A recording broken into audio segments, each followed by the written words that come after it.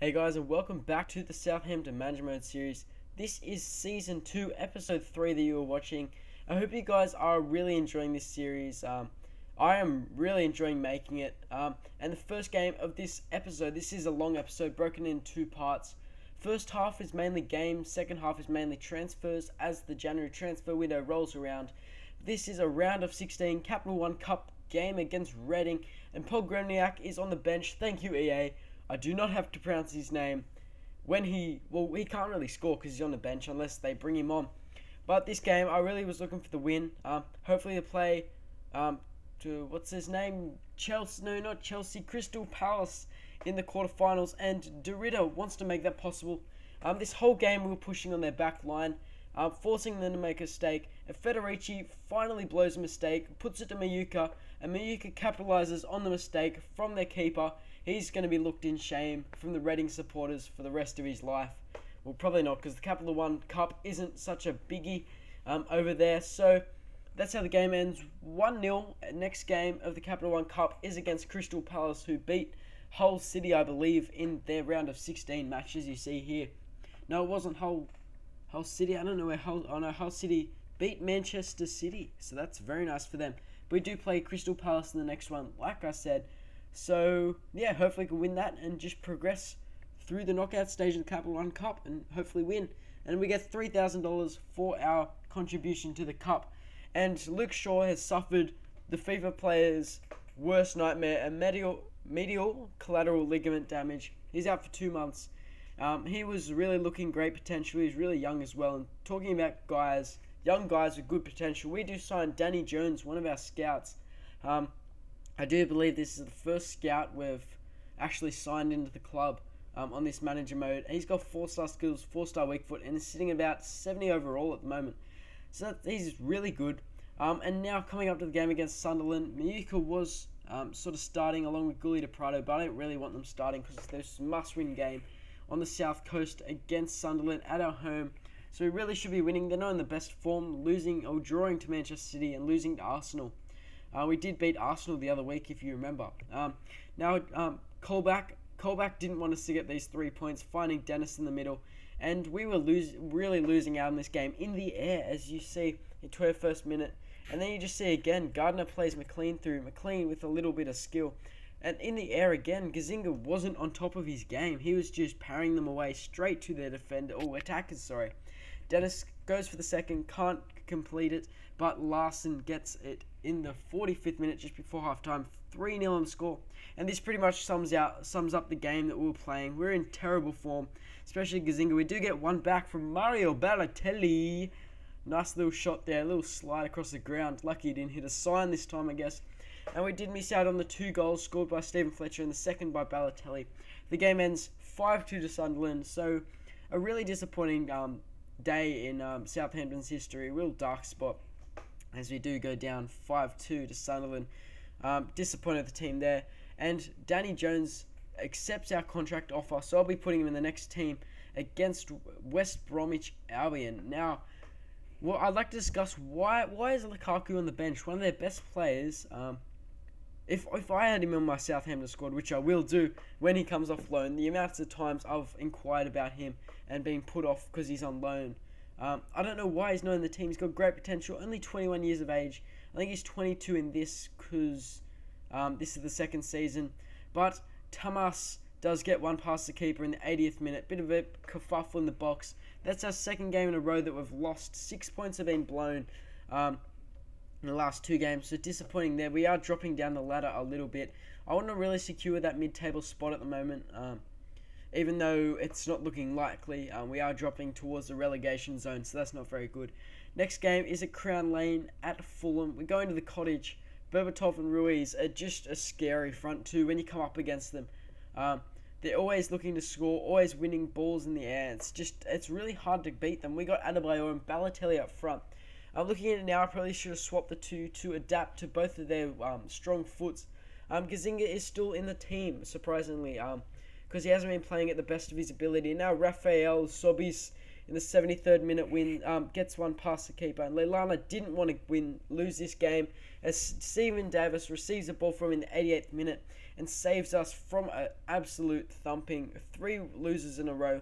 Gives us the win, 1 point, so that's alright at the Cottage. Fulham are a good side there, and why would you give us a game against Manchester United? We're in the worst of form. It's probably the last team you'd want to ever play in FIFA and in real life. Mascherano's on the bench, so their centre midfield position is at risk, so I may be able to go through there. They got Fletcher, who isn't the best player. Now Leilana gets the ball. We were really pushing on the defence this game. Balotelli finishes it off in the 30th minute, making Lindegaard make a mistake. Now Rooney charges down the middle of the field. Crappy defending, really. Van Persie hits one against the post and cleans up the scraps on the second attempt. He's never going to miss that one. He's running a bit like a retard, but that doesn't matter. Now Adebayor almost wins the free kick there for us. Leilana again, finesse, and can't get it past the keeper. Very nice there. And we do get a corner. Balotelli taking the corner, finds Daniel Fox, and what a header, son, to replace the injured Luke Shaw in the 54th minute, giving us a 2-1 scoreline of game. So we do win the 3 points for the Barclays Premier League table against unlikely opponents. I didn't think I was going to win that game. I was getting ready for an onslaught, honestly. We do have a simulated few games. 4-1 going down to Arsenal and 2-1 to Arsenal. Sorry, the first one was Newcastle. But the transfer window is open. I simulated those games just to quickly get to the transfer window. I was so impatient. Now Shakhtar give us a transfer offer for Adam Lallana. 82 overall. He's been very good. Okay form. Doesn't really give him much sort of, I don't know. He's been playing heaps well. I get 3 offers for him, so I stole the first one. Atletico Madrid, I knew they had a bit more money, so I bumped that up to about 10,500,000. They can pay that, they can have him. And then the next game again is against Liverpool, and Suarez and Asaidi up front. They're just going to be so good. Downing, not so much. Sorry if there's any Liverpool supporters out there. It's just a bit of banter, you know, just a bit of fun. But they were in good form. 2-0 win over Newcastle United, 1-0 over Manchester United. So this was going to be a good game, I could just tell. The game starts off with them. They get the first opportunity. Suarez hits at the keeper, pops up. Sessegnon passes it to Montelio, and he just puts it past the keeper. Runs. That celebration really annoys me. Now Suarez again finds Skirtle, their centre back, and in the 34th minute makes the game 2-0. The end is gone.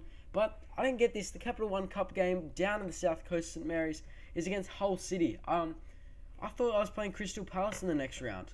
See, that's just really confusing. But anyway, we do have a game against Hull City. Probably better facing Hull City than Crystal Palace anyway, even though I don't really watch any championship games.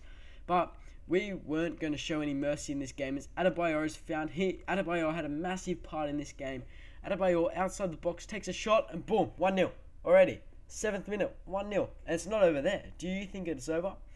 It's not over. Davis here on the wing. Bit of a kerfuffle. Adebayor again plays Davis through. Davis little touch. Too much pace, and boom. 30th minute, 2-0. What you gonna do, Hull City? What you gonna do? A little bit of skill from Adebayor again. He's popping his head up all the time. He fires a shot in.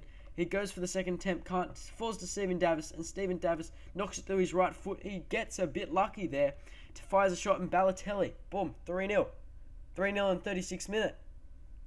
What are you going to do? It's not even half time yet. On the stroke, or not on the stroke, just after half time, Derrida is found. Derrida with a pace, finesse, boom. That was a really lovely finesse, I must say. And that's how the game ends, 4-0 in the quarterfinals of the Capital One Cup. We are looking very nice. And we do inquire about Gareth Bale from Tottenham, 87 overall. I don't have enough to transfer him across to Southampton this year, but I do request a loan, a full season loan, and the future fee 31 million, which you really don't have to pay. I just put there to persuade them a bit.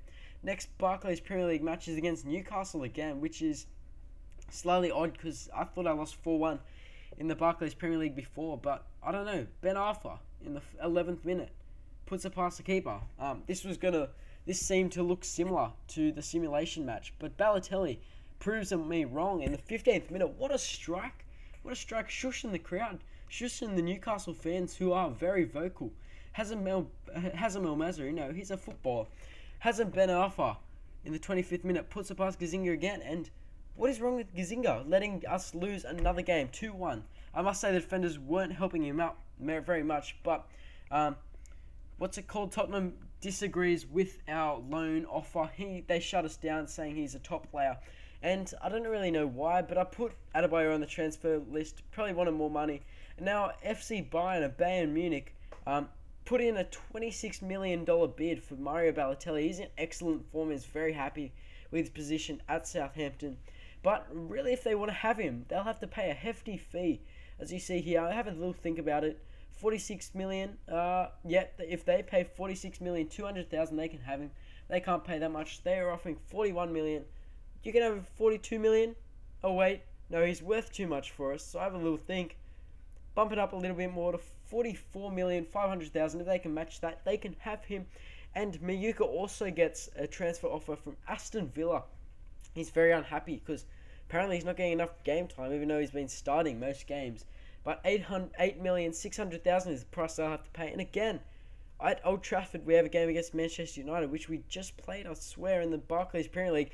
But I really don't know what's happening. Everett has also picked up an injury along with Mascherano.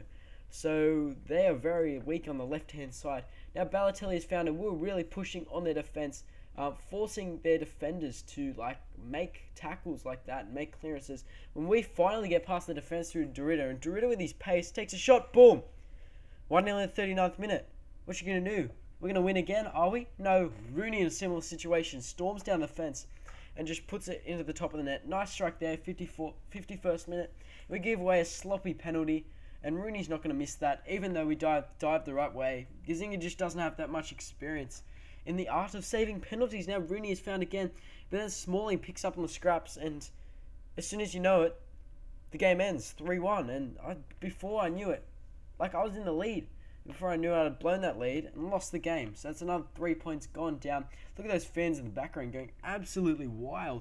We do get a transfer offer from Bayern Munich again, and they have matched the 44,500,000 bid I've put for Mario Balotelli, and Miyuka is also off to Aston Villa.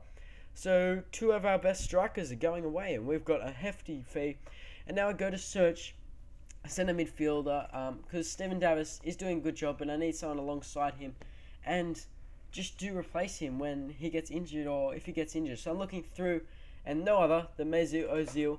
I put in a bid for him, the $23 million bid with Kelvin Davis, who is valued at about 2,500,000, I believe. So hopefully Real Madrid accept. As you see here, I'm just looking through the players. I really was giving this one a big thought, but who do I want to give away? And now, as we're going up, we get the email from Real Madrid. Have they accepted? I'm not sure, have they? You'll have to find out in the next episode of Southampton Managed Mode series. Hope you did enjoy episode 3. Next episode will be a bit shorter, but I hope you guys enjoyed. I'll see you guys soon. Time, and that's not over yet. In the 120th minute, we do find Balotelli, and Balotelli with a strike off balance in the 120th minute. What a strike, winning us the game 2-1, I believe.